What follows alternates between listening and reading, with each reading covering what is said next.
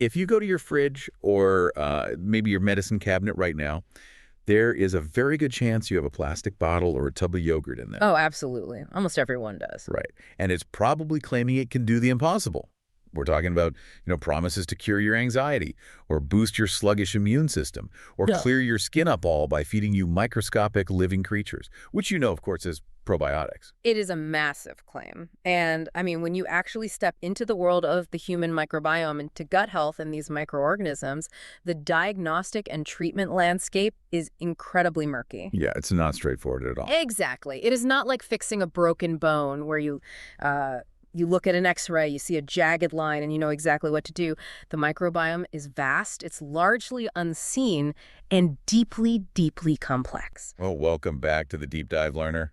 Today, we are taking a microscope to that $41 billion global industry. 41 billion. It's wild. It is. And get this, 75% of that revenue is generated just from yogurt and fermented milk products alone. But the marketing is loud, and the science is, well, it's complicated. Our source material today is this remarkably comprehensive Wikipedia article that chronicles everything from ancient food fermentation to modern regulatory battles. And the mission for this deep dive is to cut straight through that grocery store marketing hype. Yes. We are going to explore the surprisingly ancient history of these microorganisms, and more importantly, we want to pinpoint exactly what the rigorous, peer-reviewed medical research actually proves and disproves about their health benefits. Right, because the reality of what these bacteria do is far more nuanced, incredibly specific, and in a lot of cases on the supplement aisle, completely misrepresented. Unquestionably. Okay, let's unpack this. Yeah. Because to understand how we ended up with like $40 bottles of bacteria on store shelves, we actually had to go way back. We have to look at how humans first interacted with these microbes. Yeah, way before modern medicine. Exactly. And the wild part is, ancient humans weren't doing it to balance their gut health. They were doing it for pure survival. Right, and the etymology of the word itself kind of gives us a clue, but it's a bit of a modern misdirection. How so? Well, it's a combination of the Latin preposition pro, meaning for, and the Greek adjective biotikos, meaning fit for life. Fit for life. Yeah, but early civilizations weren't thinking about fitness for life in, like, a clinical health span sense. They were just trying not to starve during the winter. I mean, the consumption of fermented foods dates back thousands of years. The creation of kefir, which is a fermented milk drink, that dates all the way back to 5000 BC. Which is mind-blowing. I was reading that and thinking, ancient civilizations were essentially biohacking without even knowing it. That's a great way to put it. Yeah, they were using bacteria as microscopic built-in refrigerators to keep food from spoiling. Precisely. Because fermentation of dairy was simply one of the most effective food preservation techniques available before electricity. Because of the acid, right? Exactly. Lactic acid bacteria, which are what ferment the food, they produce a highly acidic environment. And that acid is crucial because it prevents proteolytic bacteria from taking over. And proteolytic bacteria, those are the bad guys in this scenario. Right. They are the ones that break down proteins. They're what cause meat to rot or milk to curdle violently and food to smell putrid. So by introducing lactic acid bacteria, you create this environment where the rotting bacteria just cannot survive. It's a brilliant low-energy method to keep vegetables, milk, and meats edible for months. It really is. But the funny thing is, nobody knew why it worked. They just knew, the cabbage didn't rot if they treated it a certain way. The scientific aha moment, like the realization that these preservation bacteria might actually be interacting with the human body, that didn't happen until the early 20th century. Right, with Elie Metchnikoff. Yes, Elie Metchnikoff, a Russian scientist and Nobel Prize laureate. Around 1907, he notices that these Bulgarian peasants are living unusually long lives, and he links it to their heavy consumption of fermented yogurt. Though we definitely also have to credit a Bulgarian physician named Stamen Grigorov here. Oh, for sure. Because just a couple of years earlier, in 1905, Grigorov had actually isolated the specific strain of bacillus in that regional yogurt. He appropriately named it Lactobacillus bulgaricus. Naturally. Yeah, and Mechnikov took Gregorov's discovery and formed this radical theory. He postulated that consuming this fermented milk would physically seed the human intestine with harmless lactic acid bacteria. He believed this would lower the pH of the human gut, just like it did in a jar of fermented milk, right? Exactly, and that it would suppress the growth of harmful bacteria inside the body. So he was basically the first guy to say, hey, eating this bacteria is actually changing the physical environment inside our stomachs. Yes, it was a huge conceptual leap. But the story gets much more dramatic than Bulgarian peasants eating yogurt. Let's fast forward just a decade to 1917, World War I. A very different environment. Totally. You have thousands of men packed into these freezing, unsanitary trenches. And there is a brutal outbreak of shigellosis, which is a severe intestinal infection causing deadly dysentery, just tearing through the ranks. And medical officers were absolutely desperate because you have to remember, antibiotics did not exist yet, meaning an intestinal infection in a trench was very often a death sentence. But then a German professor named Alfred Nissl steps in. Right. Nissl noticed one specific soldier who, despite being entirely exposed to the outbreak, miraculously wasn't getting sick. Which is crazy. So Nissl took a leap. He isolated a strain of Escherichia coli, or E. coli, directly from the feces of that healthy soldier. Wow. Yeah.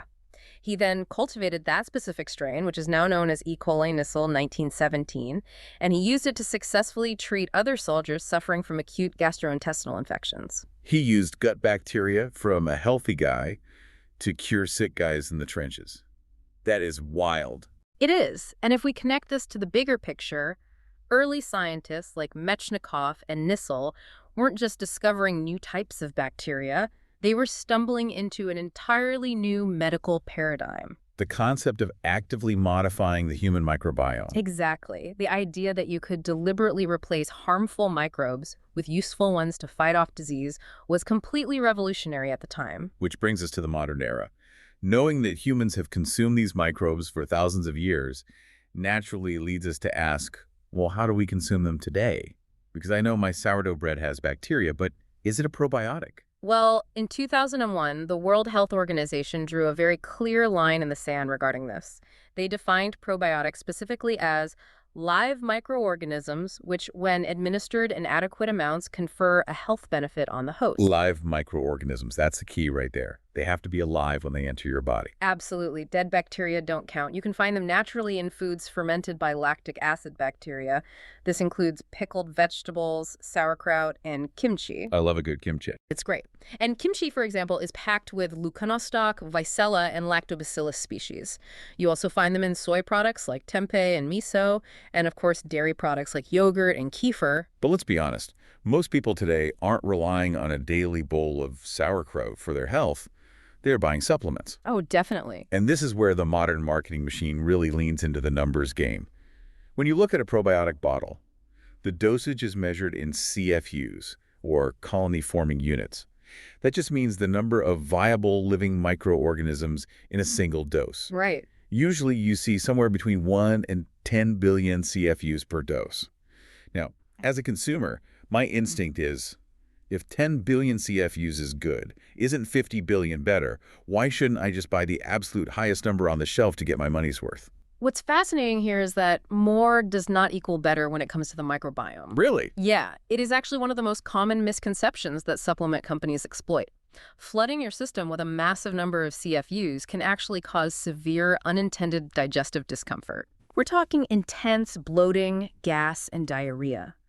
The manipulation of your gut microbiota is highly complex. Effectiveness is entirely about introducing the right specific strain for your specific biological issue, not just sending in a massive indiscriminate army of random bacteria. And even if you do buy that bottle promising 10 billion CFUs, you might not actually be getting 10 billion. The whole live and active culture's ecosystem is incredibly fragile. But fragility cannot be overstated. Take the Live and Active Culture seal given by the U.S. National Yogurt Association. I've seen that on tubs at the store. Right. To earn that seal, refrigerated yogurt only needs to contain 100 million cells per gram at the time of manufacture. Wait, at the time of manufacture? Not at the time I actually eat it. Correct. The survival of these probiotics is heavily dependent on storage temperature and time. So they're dying on the shelf. Basically, yeah. Multiple clinical studies have shown that if these bacteria are left at room temperature, so around 25 degrees Celsius, the number of viable probiotics drops dramatically. Over 90 days at room temperature, the live count can decrease by 5 to 6 logarithmic units. Which means what, exactly? To put that in plain English, Yeah. a population of millions of living bacteria drops down to virtually nothing. You are left with a microscopic graveyard of empty cells. Here's where it gets really interesting. I was thinking about this when preparing for this deep dive. Buying probiotics based on the label is kind of like buying concert tickets for a massive 100-piece symphony orchestra. Okay, I like this analogy. Right. You pay top dollar for the full symphony. Yeah. But because they were left out in the sun at room temperature, by the time the show actually starts, 99% of the musicians have quit and gone home. You're left with one guy playing the triangle and a very tired cellist. That is exactly the biological reality. Unless the product is strictly maintained at a refrigerated 4 degrees Celsius, remarkable viability loss occurs. So if the bacteria are this fragile and half of them are dead before you even open the bottle, how are these companies legally allowed to print such massive health promises on the box? Regulators have actually started asking that exact same question, haven't they? Oh, they definitely have. Global regulators have essentially realized that the $41 billion industry is operating like the Wild West, and they are cracking down hard. Good. In Europe, the European Food Safety Authority, or EFSA, has taken a notoriously strict line.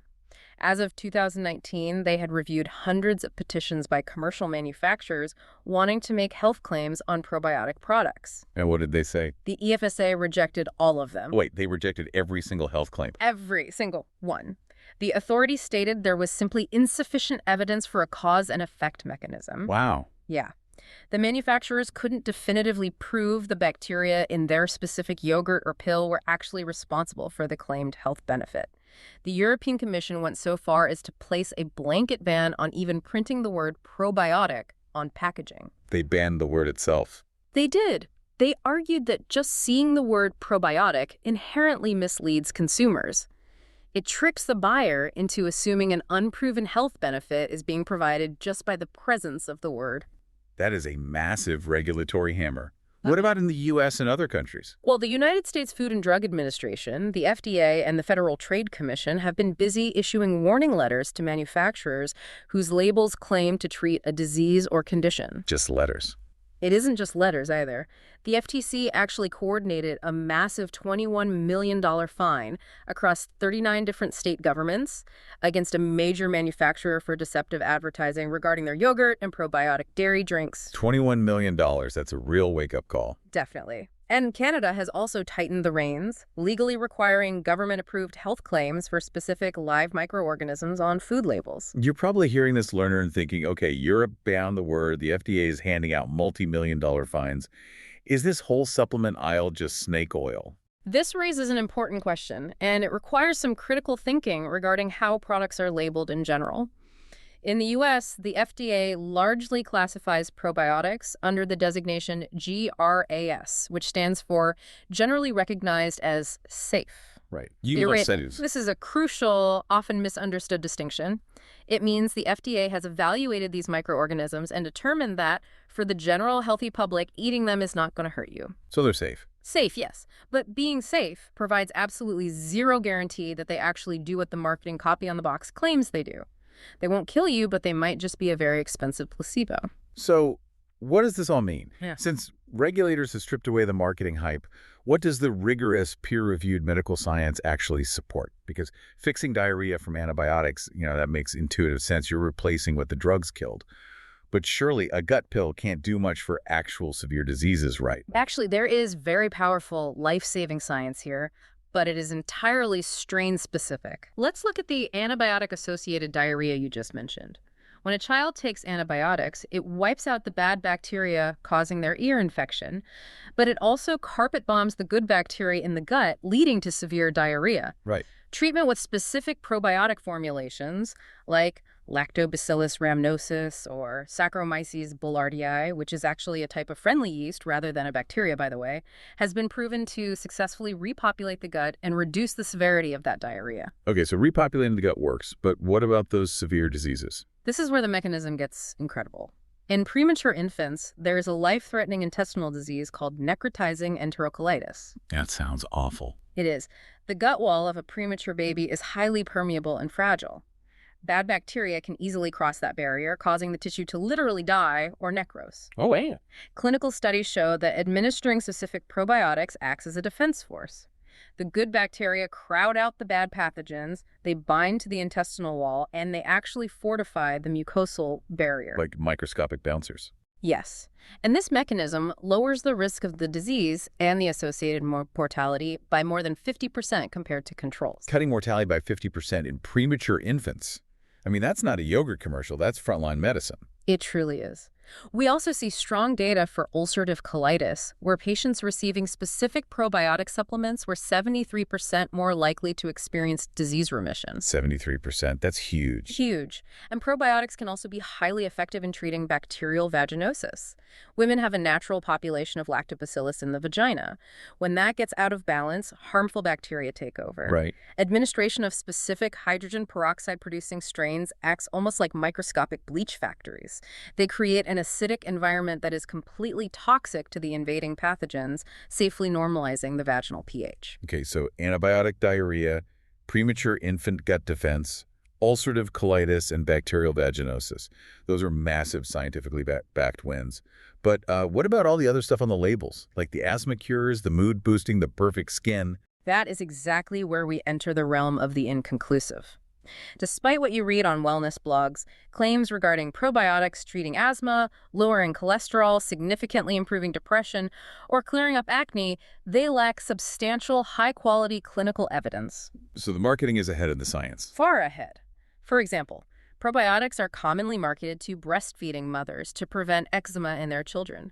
However, the American Academy of Dermatology explicitly states they do not recommend probiotics for treating established atopic dermatitis due to wildly inconsistent evidence. We also need to talk about the dangers.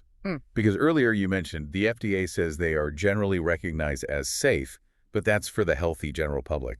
For some populations, swallowing billions of live bacteria is actually a terrible idea. It can be fatal. If you have a severely lowered immune system, short bowel syndrome, a central venous catheter, or cardiac valve disease, consuming these live bacteria can result in bacteremia or fungemia. This means the live bacteria or yeast don't stay in your gut. They cross over and infect your bloodstream. Once in the blood, they can trigger sepsis, an extreme immune response that can easily lead to organ failure and death. That is terrifying. There was also a stark warning in the research regarding pregnancy, wasn't there? Yes, a massive Cochrane systematic review looked at probiotic use during pregnancy. It found absolutely no good evidence that probiotics reduce the risk of gestational diabetes. Okay. But it did find compelling evidence that taking them increased the risk of preeclampsia, which is a dangerous blood pressure condition. Because of that mechanism, the review explicitly advised against using probiotics during pregnancy. That really brings home the fact that these are live, active organisms, not just harmless inert vitamins. You can't just take a random stomach probiotic and expect it to cure a skin issue. And you certainly shouldn't take it if your immune system is compromised.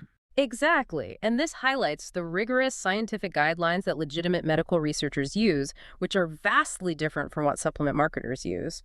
For a probiotic to be medically recognized, it has to meet 4 non-negotiable criteria. Okay, what are they? First, it must be alive when administered, capable of surviving the harsh stomach acids. Second, it must have undergone controlled evaluation in reproducible human studies to document a specific health benefit. So no guessing. No guessing. Third, it must be taxonomically defined down to the exact genus, species, and strain. You can't just say contains lactobacillus. You have to know the exact genetic strain because you cannot assume a cousin bacteria will do the same job. Right. And the fourth. And fourth, it must be proven safe for its intended use, including testing to make sure it doesn't produce unexpected toxins or carry antibiotic resistance. So it's basically the difference between throwing a handful of random mystery seeds into your backyard and hoping a tomato grows versus carefully planting, watering, and monitoring a specific genetically verified tomato seed in a controlled scientific greenhouse. That's a great way to visualize it. Medical science moves slower than supplement marketing because medical science requires proof of the mechanism. Precisely. And as we look to the future, the research is shifting. Scientists are trying to figure out how to microencapsulate these bacteria so they aren't destroyed by stomach acid before they even reach the intestines. They are also starting to evaluate the complex effects of multiple probiotic strains taken together, rather than just studying isolated ones. Which brings us to the end of our deep dive today, learner. We have covered a massive amount of ground, from the 5000 BC origins of kefir and early biohacking for food preservation to the life-saving discoveries in World War I trenches. It's been quite the journey. It really has. We've navigated the modern $41 billion industry that is currently at war with European and U.S. regulators over deceptive marketing. The core takeaway here is that while specific bacterial strains offer incredible scientifically proven medical mechanisms for specific conditions, like defending a premature infant's gut or fighting bacterial vaginosis, they are not a magical, high CFU cure-all. Not at all. They are incredibly sensitive to temperature. The dosage numbers on the bottle might just represent a graveyard of empty shells by the time you swallow them, and they can even be actively dangerous for vulnerable populations. It's an evolving, complex landscape. And I want to leave you with one final thought to mull over, building on that idea of researchers moving toward multiple strain formulations. Okay, sure. The human gut is not a simple empty tube. It is a vast, complex ecosystem containing tens of thousands of different microbial species, all constantly interacting, competing, and cooperating with each other. Tens of thousands. So as you consider the marketing of a pill that contains just one or two strains of bacteria, ask yourself, is taking a pill with just a couple of strains like dropping a single species of fish into a massive polluted ocean and expecting that one fish to clean the entire body of water? It highlights just how much we still have to learn about the microscopic universe inside us. We are truly just scratching the surface of how to responsibly interact with it.